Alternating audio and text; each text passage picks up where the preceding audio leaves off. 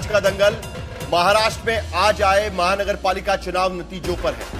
इतिहास में पहली बार बीजेपी बीएमसी का किंग बनती नजर आ रही। बीएमसी चुनाव में पहली बार बीजेपी बड़ा भाई बनकर मेयर की कुर्सी संभाल सकती है और तब पिछले 40 साल में पहली बार यह मौका तब होगा जब बीएमसी में शिवसेना की सत्ता के दरवाजे बंद हो जाए। वैसे तो इन चुनाव नतीजों के कई मायने निकल सकते हैं, जिसमें महाराष्ट्र के पॉलिटिकल फैब्रिक में हो रही तब्दीली, महाराष्ट्र में अघाड़ी की सियासत की चुनौतियां और खासकर मुंबई के अंदर वजूद के लिए जूझते ठाकरे ब्रांड की कहानियां भी इसमें शामिल है। आखिर कैसे पिछले 4 दशकों के अंदर बीजेपी महाराष्ट्र में छोटा भाई से बड़ा भाई और अब तो बड़े भाई से भी ऊपर वाले दर्जे तक पहुंच गई। पंचायत से लेकर पार्लियामेंट तक और पार्षद से लेकर सांसद तक अब बीजेपी महाराष्ट्र की राजनीति की ड्राइविंग सीट पर बैठ गई। विपक्षी दलों में कांग्रेस का नामो निशान मिटता नजर आ रहा है। इन नतीजों के बाद पवार फैक्टर के रंग भी उड़े हुए नजर आ रहे हैं। तो हम इन तमाम फैक्टर्स पर आज के दंगल में चर्चा करेंगे और यह भी जानने की कोशिश करेंगे कि क्या सचमुच मुंबई से ठाकरे ब्रांड की सियासत के दिन अब खत्म हो गए या लद गए। ऐसा कहना जल्दबाजी तो नहीं होगा, क्योंकि आधी अधूरी पार्टी लेकर भी उद्धव ठाकरे ने बीएमसी चुनाव में 60 से ज्यादा सीटों पर अपना कब्जा बरकरार रखा है। आपको याद दिला दे कि एकनाथ शिंदे ने जब पार्टी तोड़ी थी तो उद्धव के पास करीब 20 एक पार्षद ही बचे थे। 82 में से सिर्फ 20 पार्षद उनके पास बचे थे, जो आंकड़ा आज 60 तक पहुंचता नजर आ रहा है। बाकी महाराष्ट्र की तरह बीएमसी में क्लीन स्वीप वाली स्थिति नजर नहीं आ रही है। एक तरफा मुकाबले से अब कांटे का मुकाबला नजर आने लगा है। तो ये तमाम नंबर्स क्या कहते हैं, इन पर भी बात करेंगे, लेकिन पहले मुंबई चलते हैं। हमारे संवाददाता सुबह से नतीजों पर नजर बनाए रखे हुए हैं, उससे भी जानते हैं कि क्या अभी माहौल है। मुस्तफा शेख हमारे साथ मातोश्री से मौजूद है और विद्या भी हमारे साथ में मौजूद है। मुस्तफा, मातोश्री से आप वहां पर है, ऋत्विक भालेकर भी हमारे साथ भारतीय जनता पार्टी के दफ्तर से मौजूद है। मुस्तफा, सबसे पहले तो ऋत्विक के पास जाना होगा। ऋत्विक, एक बार फिर मैं आपको कहूंगा कि आपके कैमरा को बोलिए जरा उस तरफ आपकी फ्रेम बना लीजिएगा। जो भीड़ वहां पर है उस तरफ आप खड़े होंगे तो ज्यादा अच्छा रहेगा। और वहां पर जिस तरीके से ठाकरे ब्रांड पर सवाल उठाए जा रहे हैं वो जरा एक बार फिर दिखा दीजिएगा, क्योंकि बीजेपी कह रही है कि ठाकरे ब्रांड खत्म हो गया है आज की स्थिति में।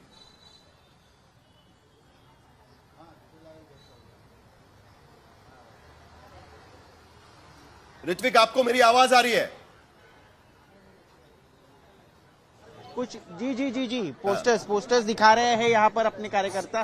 बीजेपी के जो कार्यकर्ता है उनके हाथ में ये जो पोस्टर दिखाई दे रहा है आपको, सीधे तौर पर ठाकरे बंधुओं पर निशाना साधते हुए ठाकरे ब्रांड का बज गया बैंड, इस तरह के पोस्टर यहाँ पर दिखाई दे रहे हैं। हालांकि देवेंद्र फडणवीस यहाँ पर कुछ ही समय में आने वाले हैं और जश्न के साथ उनका स्वागत भी किया जाएगा, लेकिन इन पोस्टर्स के साथ भी उनका स्वागत होने वाला है।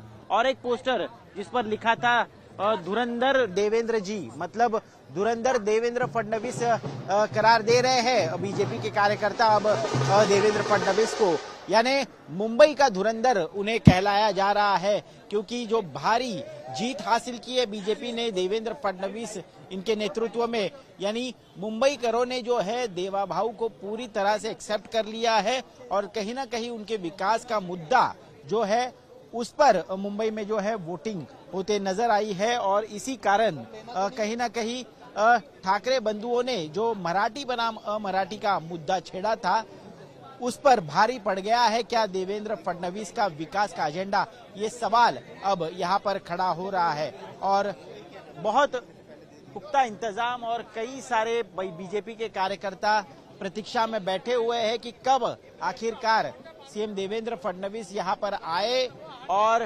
ढोल नगाड़ों के साथ और मिठाइयों के साथ उनका यहाँ पर स्वागत किया जाए।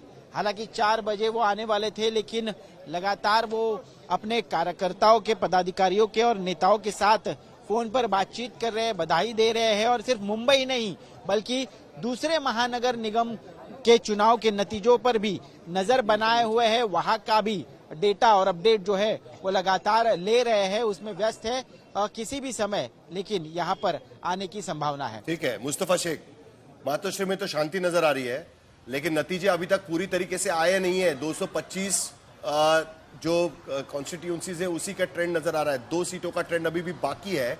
लेकिन इंटरेस्टिंग बात यह है कि यूबीटी प्लस यानी शिवसेना यूबीटी, एमएनएस और एनसीपी एसपी का तो मुंबई में खास कुछ है नहीं, जो भी था ठाकरे बंधुओं का था। 80 सीटों पर 2017 में 84 सीटें जीती थी, रिटेन किए सीटें अपनी मुस्तफा शेख।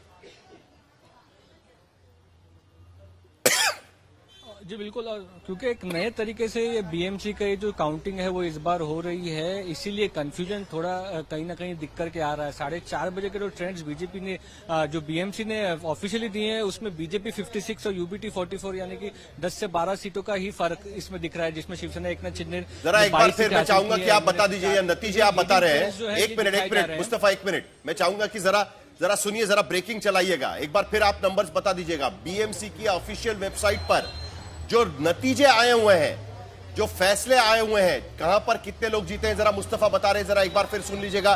वो हम जरा ब्रेकिंग में चलाएंगे। मुस्तफा बताइए। लीडिंग ऑफिशियली देखिए ये अलग है काउंटिंग, ये काउंटिंग अब बीएमसी की बाकी चुनाव से अलग हो रही है। एक टाइम पे 2 ही वार्ड की काउंटिंग हो रही है। तो लीडिंग ट्रेंड्स बीएमसी की तरफ से जो 4:30 बजे तक दिए गए हैं ऑफिशियली, उसमें बीजेपी 56 पे है, आप कह सकते हैं 56 में लीडिंग ट्रेंड में, 56 सीट्स में शिवसेना एकनाथ शिंदे 22 सीटों पर जो है वो आप कह सकते हैं लीडिंग कर रही है। तो ये मिलाकर 78 सीट्स होती है बीएमसी की, जो लीडिंग ट्रेंड में इस वक्त बीएमसी ने 4:30 बजे ऑफिशियली दिखाया है 78 सीट्स।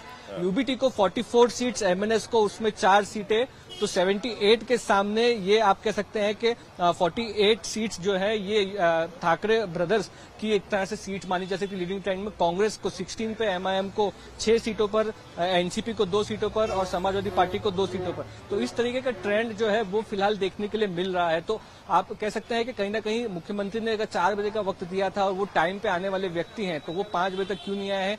शायद इसमें कहीं ना कहीं ये भी बात है कि कई जगहों पर अभी भी काउंटिंग जो है वो चल रही है और ये एडअप करे तो कई सीटों के अर्ली ट्रेंड्स भी बीएमसी की तरफ से ऑफिशियली आने बाकी हैं। अगर ये इन सीटों का टोटल ट्रेंड भी आप कैलकुलेट करें तो कई सीटों पर तो अर्ली ट्रेंड्स भी आने बाकी हैं। तो इस आप कह सकते हैं 2017 का चुनाव अगर बीएमसी का साहिल आपको याद होगा कि शिवसेना उस वक्त मातोश्री के बाहर ही गुलाल फेंका जा रहा था, दो ताचे बजाए जा रहे थे, लेकिन बीजेपी उस वक्त अलग लड़ी थी 2017 में और सिर्फ 2 सीटें पीछे आई थी। तो क्या इस तरीके का कोई सरप्राइज हो सकता है? बीजेपी के केस में सरप्राइजेस होते नहीं है, लेकिन क्योंकि मुख्यमंत्री वहां पर नहीं पहुंचे और काउंटिंग में अभी तक सभी ट्रेंड्स नहीं देखने को मिले हैं, इसलिए हम ये समझ सकते हैं कि शिवसेना बीएमसी के वेबसाइट के नंबर जरा एक बार फिर बताइएगा। रिजल्ट सामने आने दीजिए। बीएमसी के वेबसाइट के नंबर एक बार फिर बताइएगा मुस्तफा, जरा हम ब्रेकिंग चलाना चाहते हैं। एक बार जरा दर्शकों को हम बीएमसी की वेबसाइट पर, अधिकृत वेबसाइट पर जो नंबर्स दिए गए वो जरा एक बार फिर बताइए, जरा फिर से बताइए।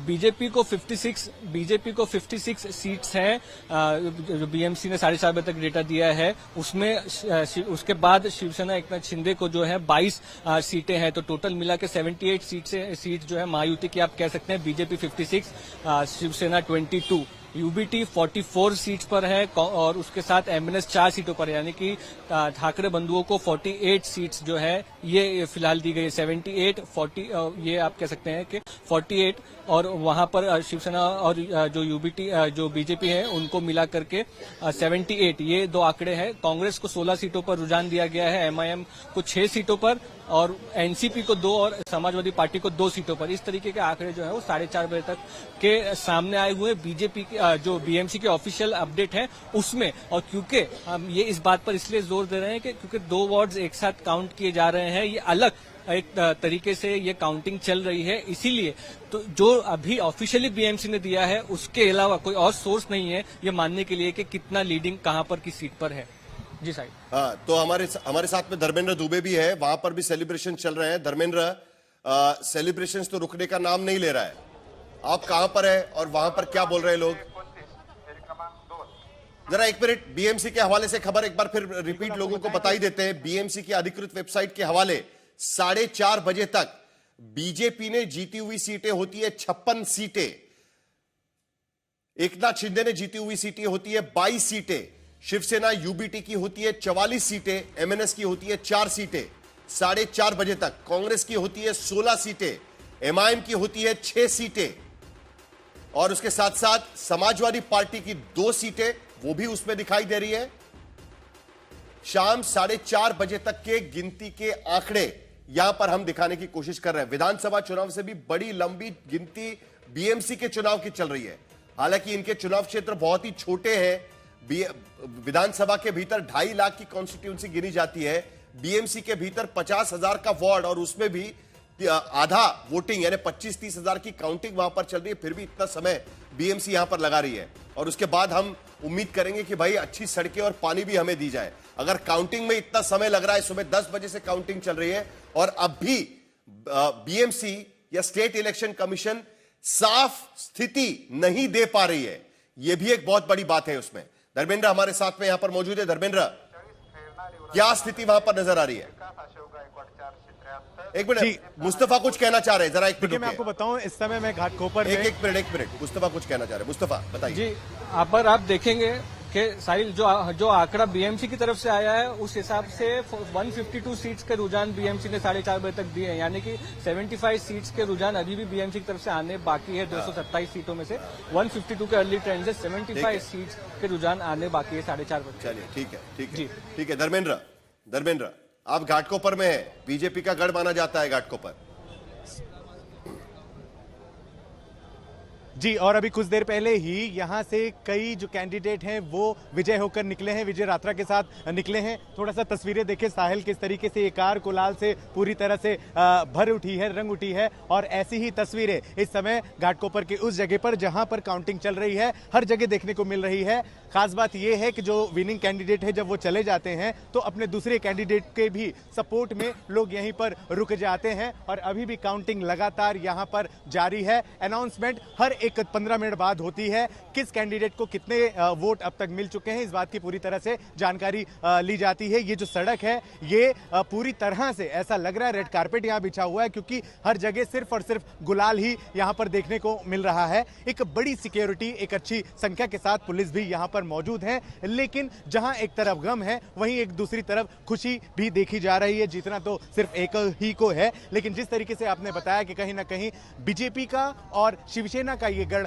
माना जाता है, ऐसे में उन्हीं कैंडिडेट्स के जो वोट हैं उन्हें ज्यादा मिल रहे हैं और जो भी विनिंग सीट यहां से जा रही है वो उसी तरफ जा रही है। जहां तक भी नजरें जाएं आप देखें, हर कोई अपने कैंडिडेट को सपोर्ट करने के लिए यहां पर पहुंचा हुआ है और जैसे ही उस कैंडिडेट की विनिंग जो है वो उसकी घोषणा कर दी जाती है, ठीक उसके बाद ही यहां पर रथ बुलाए जाते हैं ढोल ताशा के साथ, बाकायदा उन्हीं सड़कों पर जहां पर कुछ समय पहले तक लोगों ने प्रचार प्रसार किया था। धन्यवाद देते हुए आखिरी में अपने जो मुख्य कार्यालय हैं उस तरफ जा रहे। कहीं ना कहीं एक बहुत बड़ी खुशहाली है, लेकिन वाकई में अहम सवाल ये भी है कि पिछली बार जिस तरीके से समया है उसी इलाके से आते हैं, वहीं के सांसद हुआ करते थे। जो छिपाती है, जितने कोविड में कोविड पेशेंट को लूटा, न्यायालय न्याय देगा।